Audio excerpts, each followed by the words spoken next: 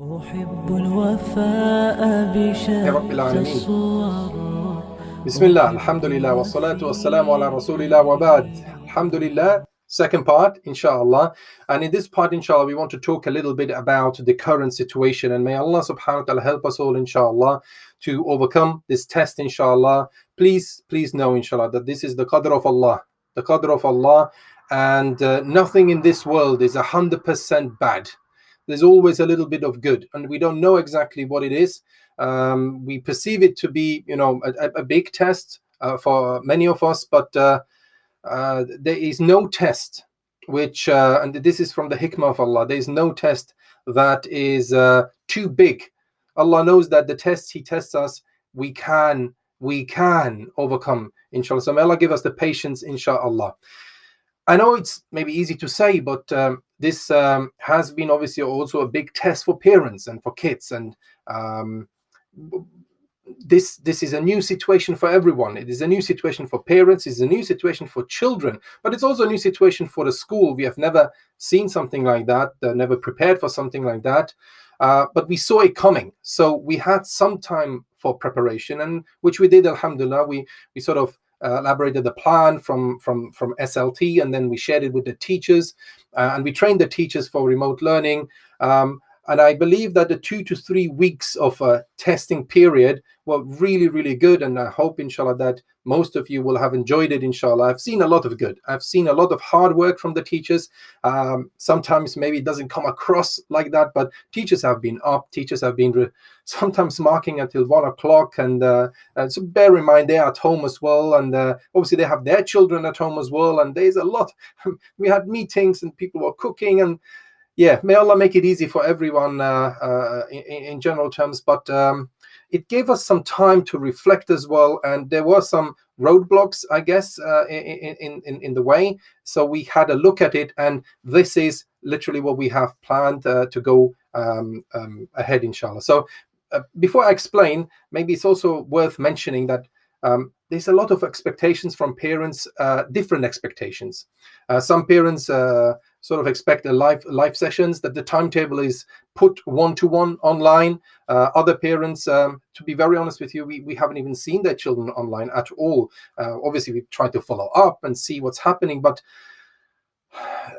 not everyone has the same ability, facility, access to internet, to gadgets. Sometimes you have 3 children, 1 computer. Sometimes the internet doesn't work. Sometimes there is just too many things going on, and sometimes we have death that we have to cope with. Inna lillahi wa inna ilayhi rajiun. But a lot of people in that moment don't think about learning. So we have to try to balance out to make it work for everyone. Being such a diverse school, being such a school that has or is trying to address all the parents and all the children, we sort of have to try to figure out the best way forward. And the best way forward, we after a lot of deliberation and a lot of meetings and a lot of on trust level, on SLT level with teachers as well. Teachers gave us a lot of feedback.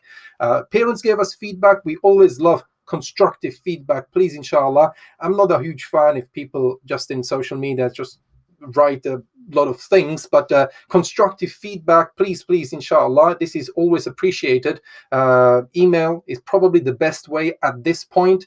In normal circumstances, we have a lot of other ways as well. You can drop in head teachers meetings, we speak with us before school, after school. There's a lot of ways, but at the moment, email is the best, and we're reading every single email. So in line with this balanced approach and taking into consideration all parents, we have been working on a new plan, a new way forward, and it is a learning plan that is more based on tasks, weekly tasks, rather than a rigid timetable.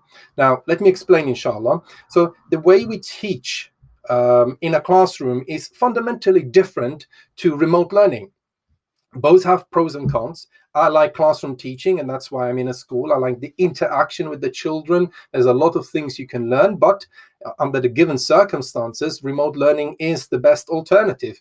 Now, having said that, all remote learning does have its benefits, and the number one benefit is the flexibility of the learner, that the learner can literally choose when the learner wants to learn. And that is a huge benefit of remote learning. So we want to harness that benefit, or that pro of remote learning, and then mix it, inshallah, with a couple of other things. So the new learning plan, which I'm going to show you now, is based on weekly tasks.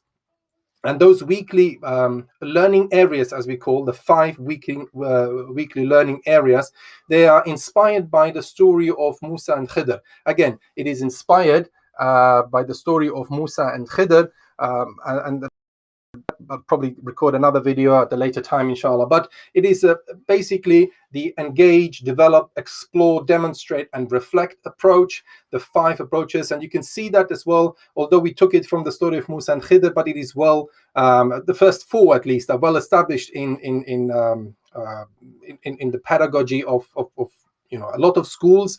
There are learning plans out there, but we wanted to reflect as well, and then underpin the whole thing with Islamic values and Islamic framework.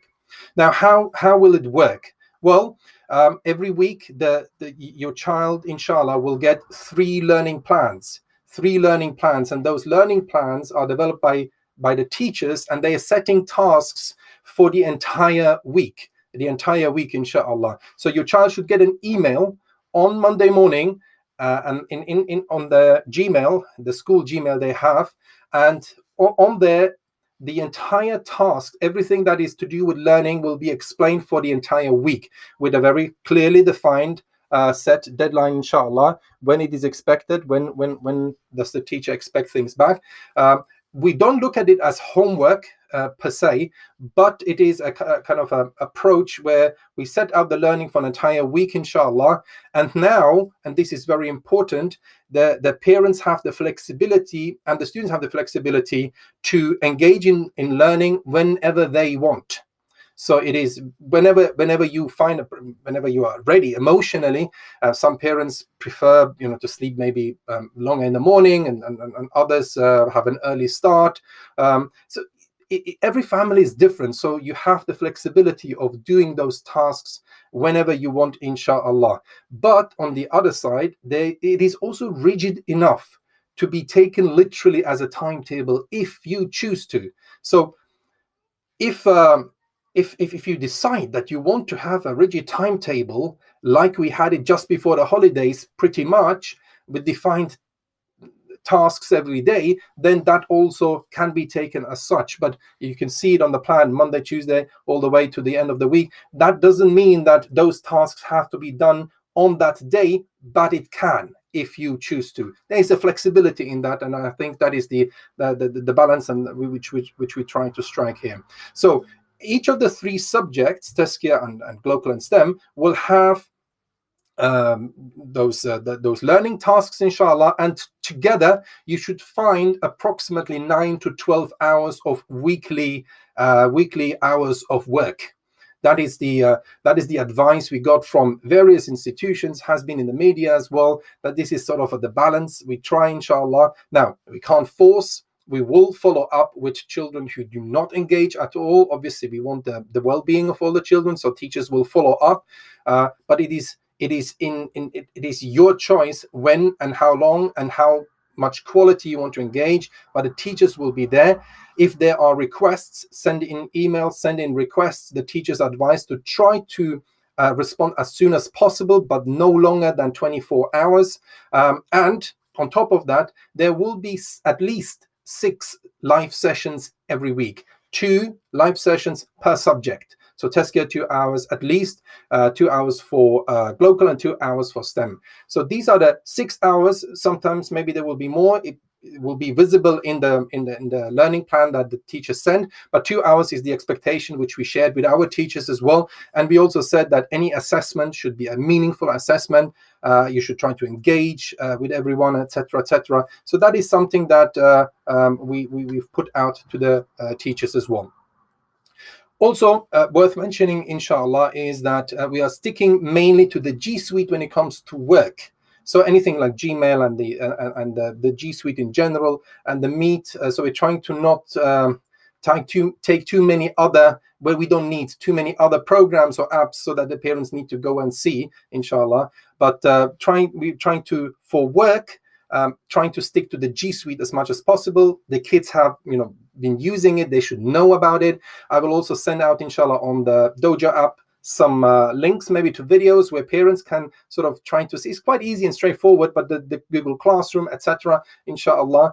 And then for communication only, the Dojo app as well, inshallah. This may be slightly different for early years. They will let you know, inshallah, but this is the main approach here. The Dojo app for messaging, for communication, highlighting some work as well, and then for the homework and the tasks and the learning plan, that will be on the G Suite mainly, inshallah.